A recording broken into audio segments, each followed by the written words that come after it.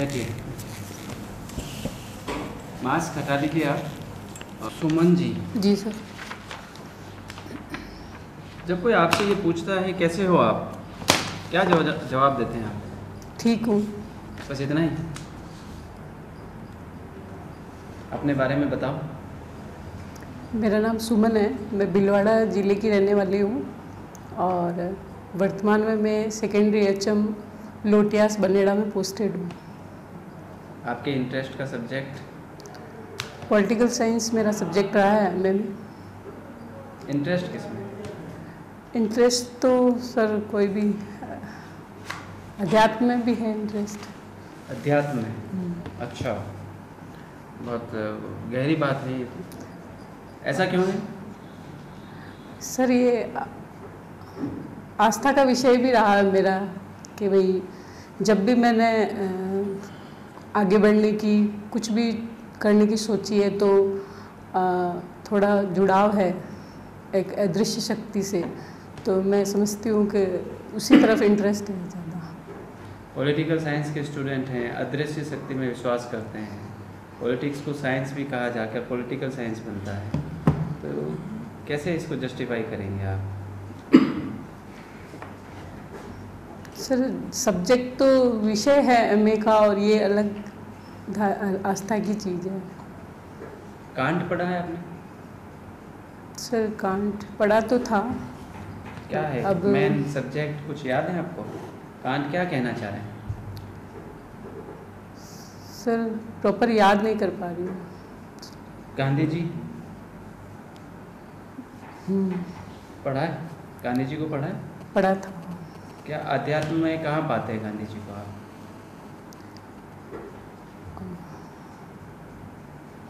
Gandhi ji, sorry sir थोड़ा recall नहीं कर पा रही हूँ। कोशिश कीजिए आप। गांधी जी धर्म और राजनीति को अलग मानते थे। आपके RS के सिलेबस में गांधी जी हैं? हाँ सर। पॉलिटिकल साइंस के सिलेबस में भी हैं? जी सर। तो गांधी जी तो ऐसे व्यक्तित्व रहे हैं कि हर व्यक्ति जानना चाहता है, जानता भी है। अरविंद घोष भी पढ़ा होगा आपने? जी सर, सिलेबस में तो थे पर पूरी प्रॉपर मैं रिकॉल नहीं कर पाऊँगी। क्यों बनना चाह रहे हैं आप RS? आप अच्छे खासे एजुकेशन डिपार्टमेंट में सेट हैं और मुझे लगता है कि महिलाओं के लिए शिक्षा विभाग बहुत अच्छा विभाग है, जहां वो अपने घर को भी समय दे पाती है, अपने आप को भी समय दे पाती है। प्रशासन में रात दिन मेहनत करनी होती है, समय नहीं दे पाते हैं घर को, अपने आप को। फिर आप एक अच्छे विभाग को छोड़कर यहाँ आ रहे हैं और जितनी सर्विस आपकी हो गई है, मुझे नहीं लगता कि कोई फाइनेंशियल बेनिफिट आपको मिलेंगे। जी सर। तो फिर क्यों आप ये पॉजिटिव से नेगेटिव की ओर आ रहे हैं? सर मेरी इच्छा थी कि मैं RS बनूं शुरू से और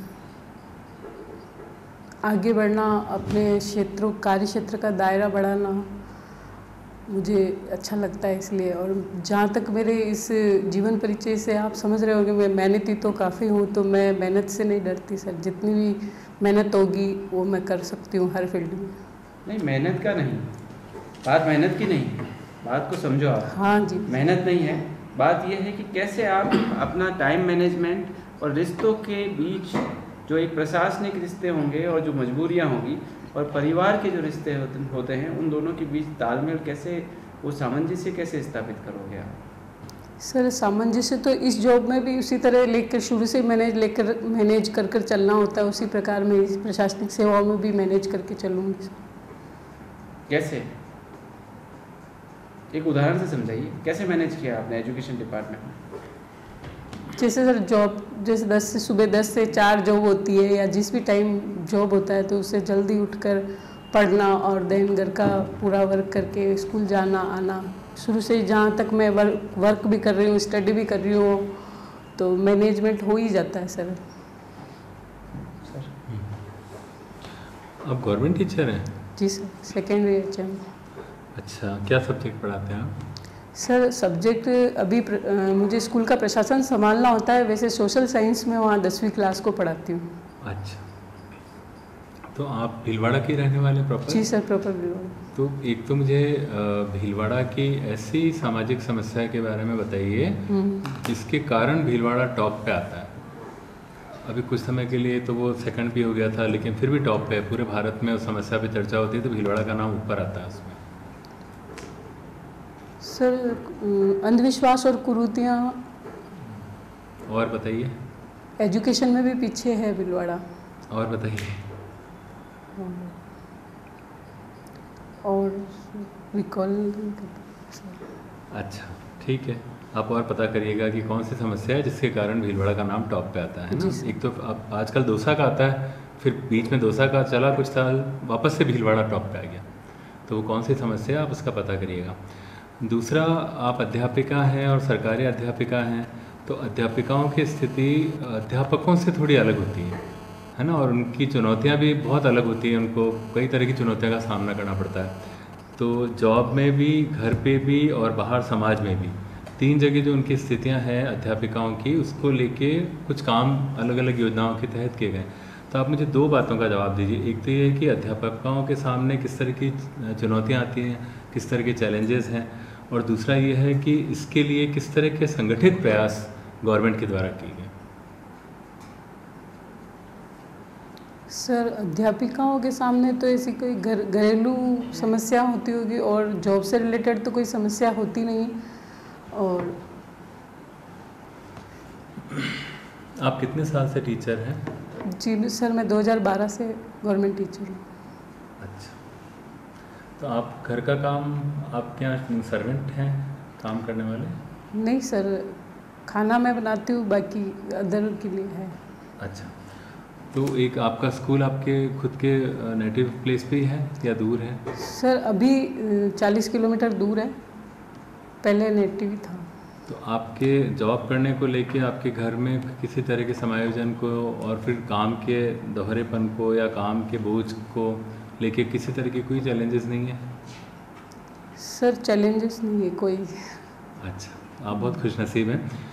अच्छा, सरकार की तरफ से सरकारी अध्यापिकाओं के लिए एक पूरा एक मंच गठित किया गया है, आपको ध्यान होगा, क्या नाम है उसका? मीना राजू मंच। हाँ, मीना राजू मंच। और एक और मीना मंच, एक अध्यापिका मंच भी है। अध्यापिका मंच भी है सर। हाँ। तो अध्यापिका मंच सरकारी स्कूल्स में ही है, सभी स्कूल में गठित है, और वो इसी तरह के चैलेंजेस पे काम करता है। तो आपको कभी मौका मिला है अध्यापिका मंच की बैठक में भाग लेने का या जुड़ने का? No sir. अच्छा ठीक है। भीलवाड़ा की कोई और समस्याएं बताएंगे आप जिसके ऊपर हमें काम करने की ज़रूरत है? अगर आप प्रशासनिक अधिकारी बन जाते हो तो आप कौन से मुद्दे पे काम करना चाहोगे? महिलाओं का मुद्दा मत बताना, उसके अलावा कोई और ऐसा मुद्दा बताइए जो भीलवाड़ा में बहुत मतलब ज्वलंत मुद्दा है और उस पर काम करने की ज़रूरत है। सर प्रदूषण की समस्या भीलवाड़ा में बहुत है। किसके कारण है प्रदूषण?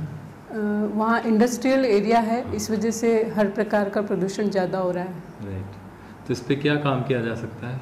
सर इस पे व्यवसायियों को एयर पोल्यूशन के लिए कुछ चमनियाँ ऊपर लगा के, या फिर रिसाइकल पानी जो ये छोड़ते हैं नदियों में, उसके लिए रिड्यूस रिसाइकल वाला सिस्टम करना चाहिए कि वो जो गंदा प्रोसेस का पानी है वो नदियों में डायरेक्ट ना छोड़े, उसको वापस रिड्यूस रिसाइकल करके काम में ले हुए। ऐसे कुछ उपाय हैं जो करने चाहिए जिससे प्रदूषण कम हो सके। अच्छा, आपने अध्यापिका का पेशा क्यों चुना? सर मुझे प्लेटफॉर्म की ज़रूरत थी कि नौकरी करना मेरे लिए ज़रूरी था, इसलिए मैंने सबसे पहले एसटीसी और बीएड करके टीचिंग लाइन में जाना की सोची। तो आपको पढ़ाने में रुचि है या नहीं है? सर पढ़ाना तो अच्छा लगता है। मेरी प्लेटफॉर्म लेना और नौकरी करना अलग बात है, और एक पढ़ाने में रुचि होना बहुत अलग बात है ना। तो पढ़ाने में रुचि है आपको, बच्चों को पढ़ाने में? हाँ रुचि तो होती है सर, जॉब है तो। नहीं, एक तो नौकरी एक जॉब वाली बात है और एक रुचि की बात है। चलिए अच्छा है, ठीक है। आप भीलवाड़ा से हैं? जी मैम। भीलवाड़ा क्या है, क्या भील रहते हैं वहाँ इसलिए भीलवाड़ा नाम है? जी मैम, वहाँ एक बिलाड़ी टकसाल थी, इस वजह से भी नाम पड़ा, और भीलों की बस्ती थी, इस वजह से भी भीलवाड़ा को भीलवाड़ा कहा जाता है। आपकी एजुकेशन भीलवाड़ा की है? जी मैम। मैंने एमडीएस से प्राइवेट पढ़ाई करी। अच्छा, तो भीलवाड़ा में कॉलेज है? हाँ कॉलेज है। कॉलेज है? हाँ गर्ल्स क्या कॉलेज। नाम है कॉलेज का? सेठ मुरलीधर मानसिंगा कन्या महाविद्यालय। अच्छा, अभी जैसे सिलेबस चेंज हो गया, पहले तो माध्यमिक शिक्षा बोर्ड की बुक्स चलती थी, इस बार एनसीईआरटी की बुक्स हो रही है, तो ऐसा क्यों किया गया? आपको क्या अंतर लगता है दोनों बुक्स में, और क्या अगर ये एनसीईआरटी लगा है तो सही है? जी मैम, मुझे सही लगता है क्योंकि उन बुक्स में कंटिन्यूटी नहीं थी। जो लेसन 6 में है उसकी 7th में कोई कंटिन्यूटी नहीं है। अभी एनसीईआरटी में जो लेसन 6 में जहाँ छूट रहे हैं वो आगे कंटिन्यूटी से 7th में, 8th में, 9th में है। तो मुझे ये अच्छा लगा कि भाई ये कोर्स एनसीईआरटी कर दिए गए हैं। और क्या रीज़न है आपको दोनों बुक्स में, और क्या चेंजेस लगते हैं?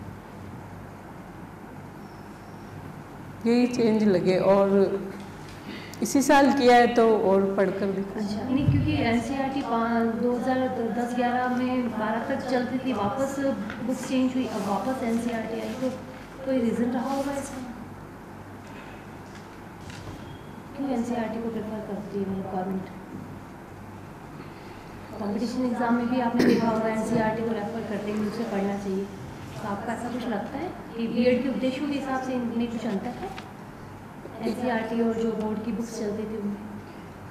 इन बुक्स में यही है कि सूचनाएं और जो डेटाज है वो एकदम अच्छे दिख रहे हैं। मैंने भी एनसीईआरटी पढ़ी है, उनमें जैसे 6 में जो बच्चा पढ़ रहा है उसे आगे जो नॉलेज मिलना चाहिए वो मिलता है एकदम। इतनी सारी सूचनाएं एक साथ पुरानी बुक्स में डाल दी थी, 2012 के जो बुक्स में थी उसमें सारे सन वगैरह इस लेसन से इस लेसन में कोई कनेक्टिंग नहीं है। और फिर 9th में जो लेसन आ रहा है उसमें बहुत सारी डेटाज, बहुत सारी सूचनाएं सब एक साथ है, तो बच्चों को पढ़ने में सरल नहीं लगता था, और अब आसानी से समझ में आ जाता है, बच्चों के बौद्धिकता के हिसाब से है। अच्छा, अपन है ना सिखाने की 2 मेथड होते हैं, 2 पद्धति होती है, आगमनात्मक और निगमनात्मक। तो आपके हिसाब से एनसीईआरटी बुक्स आगमनात्मक को फॉलो करती है निगमनात्मक को? आप जानते हैं आगमन? जी मैम, बीएड में पढ़ा था मैंने। उदाहरण के पहले उदाहरण दिया जाता है, फिर उसको सॉल्व किया जाता है। ये कौन सी विधि है? आगमनात्मक है। तो एनसीईआरटी किस पे बेस्ड है? पहले उदाहरण दिया जाता है, फिर हाँ आगमनात्मक है। तो आपके हिसाब से सही है आगमन से समझा? सही है। चलिए, आपने पॉलिटिकल साइंस का पे किया था, 2-3 क्वेश्चन पॉलिटिकल साइंस में कर लिए। जी। प्लेटो का साम्यवाद पढ़ा है? प्लेटो का साम्यवाद पढ़ा। क्या है इसमें? समाज में सभी समानता पे बल दिया गया है। इसमें पत्नियों का, परिवार का, सबका साम्यवाद पे प्लेटो ने ऐसे दिया है कि सबका साम्यवाद हो जाए। आपको सही लगता है प्लेटो का साम्यवाद? नहीं लगता है सही। अच्छा, कार्ल मार्क्स को पढ़ा है आपने? हाँ, कार्ल मार्क्स। 2 बुक्स बता सकते हैं कार्ल मार्क्स की? चलिए, तो उनका द्वंद्वात्मक भौतिकवाद, कार्ल मार्क्स का द्वंद्वात्मक भौतिकवाद, हाँ, क्या सिद्धांत है उसमें? प्रॉपर तो नहीं, थोड़ा बहुत बता पाऊंगी। चलिए, मार्क्स का कोई भी एक सिद्धांत आप मुझे बता दीजिए। कार्ल मार्क्स ने, सॉरी मैडम, याद नहीं आ रहा। अच्छा, इंडियन थिंकर्स पढ़े हैं आप? हाँ, पढ़े। तो कौन सा थिंकर्स आपको सबसे बेस्ट लगता है, क्यों? कौटिल्य याद है, पढ़े तो सभी थे, पर अभी थोड़ा बहुत कौटिल्य के बारे में बता सकती हूँ। हाँ, बताइए। हमारे कौटिल्य ने विजिगीषु राजा का राज्य सिद्धांत, सप्ताह सिद्धांत, सारे सिद्धांत दिए थे, और वो आज भी देखे जाते हैं कि, सॉरी मैडम, विजिगीषु शब्द आपने यूज़ किया जी। ये कौन से सिद्धांत का आपने कौटिल्य के? सप्तांग सिद्धांत, मंडल सिद्धांत। मंडल सिद्धांत। राजा जो होता है उसे विजिगीषु कहा जाता है।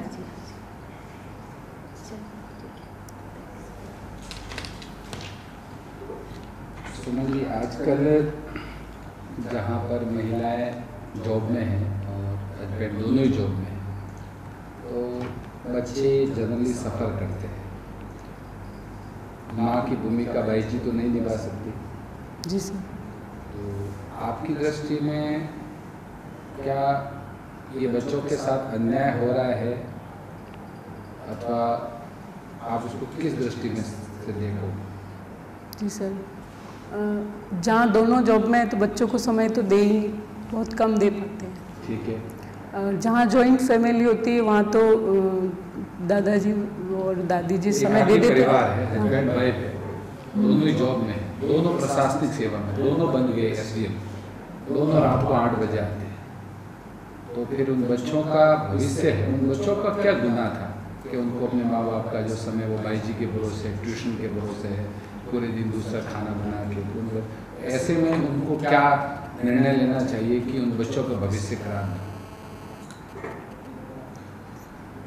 सर बच्चों को तो टाइम देना चाहिए। नहीं, कैसे दे पाते? दोनों SDM बन गए और दोनों ऐसे हेडक्वार्टर पर लग गए कि समय ही नहीं, 8-8 बजे रात को आ रहे बच्चे, पूरे दिन इंतजार खिड़की से करते रहते कब मम्मी आएगी।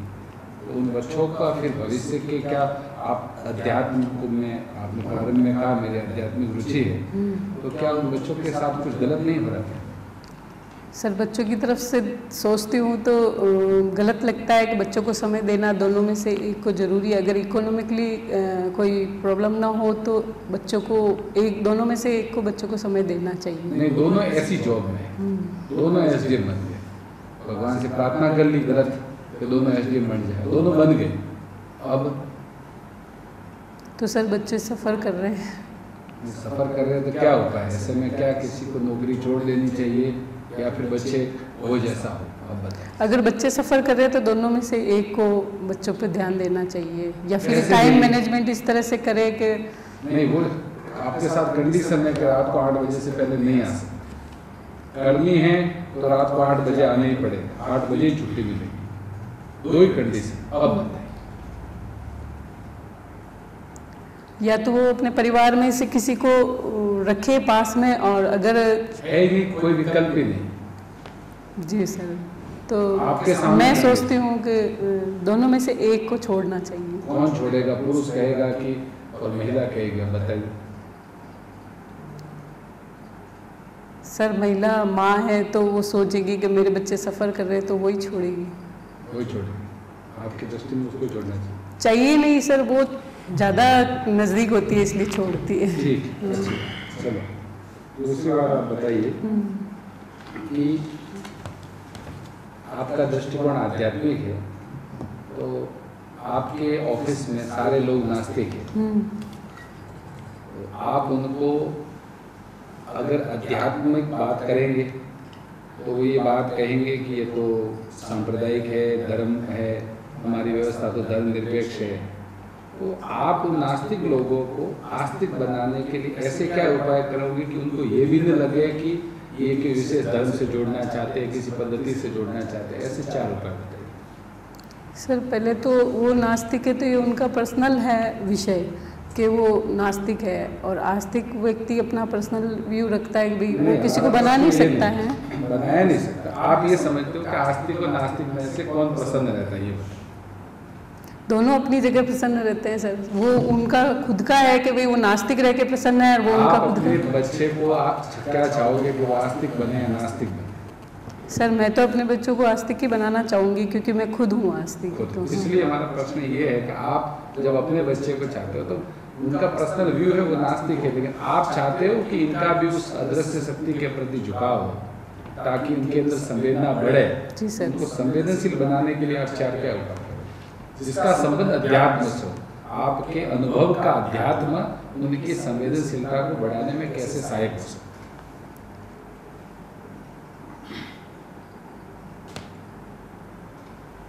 जी सर, विद्यालय को देख के कुछ ऐसी क्रियाएं हैं जैसे प्रार्थना है और गायत्री मंत्र वगैरह है, या फिर कुछ सूर्य नमस्कार है, कुछ ऐसी क्रियाएं हैं वो करवाने पे थोड़ी आस्था पैदा हो सकती है, शायद मैं ऐसा सोचती हूँ। तो वो कोई धर्म से रिलेटेड नहीं हो सकती है। अंतिम प्रश्न है आपका, आप अध्यात्म में कौन सी पुस्तक पढ़ते हैं, कौन सा ग्रंथ जिसको आप अपना मार्गदर्शन समझते हैं? सर मैंने 2002-03 के आसपास रामायण पढ़ी थी। रामायण वाल्मीकि जी की पढ़ी? तुलसीदास जी रामचरितमानस पढ़ी? जी सर। जी। कितने कांड है उसमें? 7 कांड है। क्रम से बोलो। बालकांड, अयोध्या कांड, अरण्य कांड, किष्किंधा कांड और सुंदरकांड और उत्तरकांड। कांड गया था शायद मिस हो गया होगा। एक चौपाई बोल दो, कोई भी जो मानस के आपको प्रिय चौपाई। सिया राम मैं सब जुग जाने करूँ प्रणाम मैं जोर जुग।